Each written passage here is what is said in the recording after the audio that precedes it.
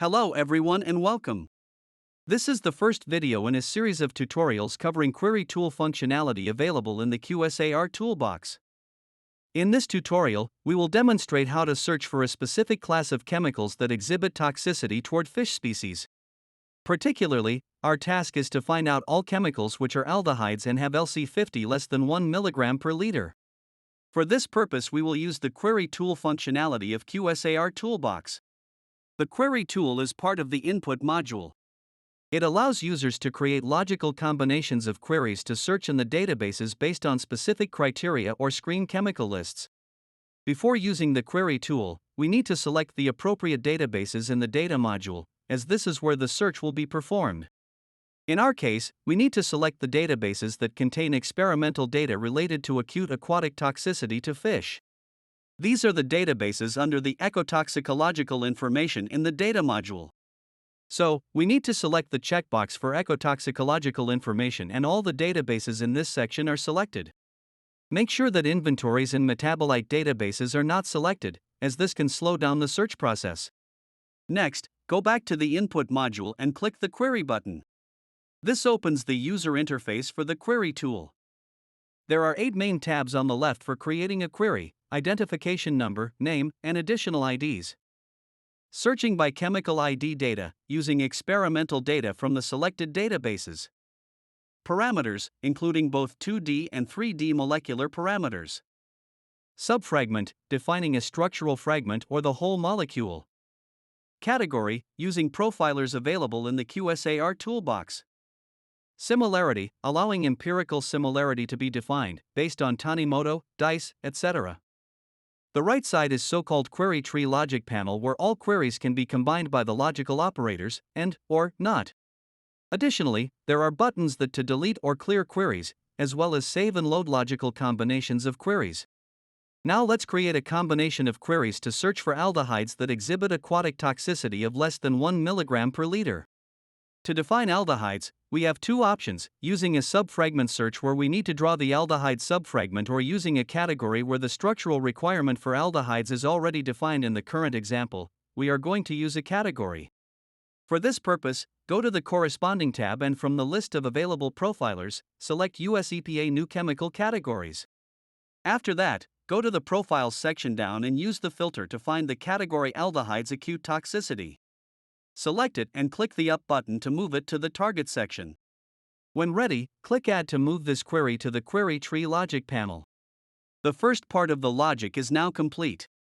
Now let's move to the Data tab, where we're going to define the criteria for toxicity data. At first, open the ecotoxicological information, aquatic toxicity, and select the endpoint LC50, which is lethal concentration observed in 50% of the population. You can use the filter for easier navigation. After that, go to the next section where we are defining the metadata associated with the endpoint. In our case, we need to define effect mortality and test organism Pinephales promolus. To do this, open the drop-down list with the main metadata fields and choose effect. You can use the filter in case the list is large. After that, click the Add button next to it. Additional field appears down, providing possibility to select a single or multiple specific effects. In our case, we need to select effect mortality. Use the filter to find mortality, then click the Add button next to the mortality. The effect mortality is set. We need to repeat these steps to define the test organism. First, go to the initial drop-down list from where we can select a general metadata file and now select test organism species from the list. After that, click the Add button next to it. A new field appears where we need to find and select the specific name of the fish Pinephales promolus from the drop-down list. Once done, click the Add button next to it. The test organism is set. Now go down to the next section, where additional descriptors or numerical metadata can be defined. For example, let's define duration here. In the drop-down list, use the filter to find duration, then click Add.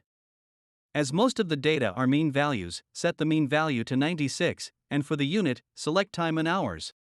Once all is set, we go to the last section to define the criteria for searching based on data. To do this, we use the mean value row, and from the drop-down list we select the operand to be less and then add 1 in the field. After that, go to the unit and find mass concentration. Then go to the other drop-down list from where find milligram per liter unit. When all parameters are set, click Add at the bottom to move the query to the right. The final step is to combine the two queries using the logical operator AND.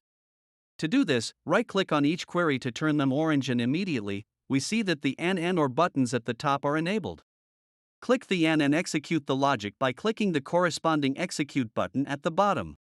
The search starts and it will take some time to find the list of chemicals fulfilling the criteria. Once finished, we see the results on the data matrix. Here are the chemicals. All of them are aldehydes according to the US EPA new chemical categories and contain experimental data LC50 below 1 mg per liter. The results can be exported through Excel. Please refer to tutorial number 12. Congratulations! You are now familiar with Query Tool functionality. More Query Tool examples are coming soon, stay tuned. Contact QSAR Helpdesk for technical questions. If your question concerns policy or regulatory acceptance of Toolbox results within EU regulations of ECHA's competence, please refer to the ECHA website directly.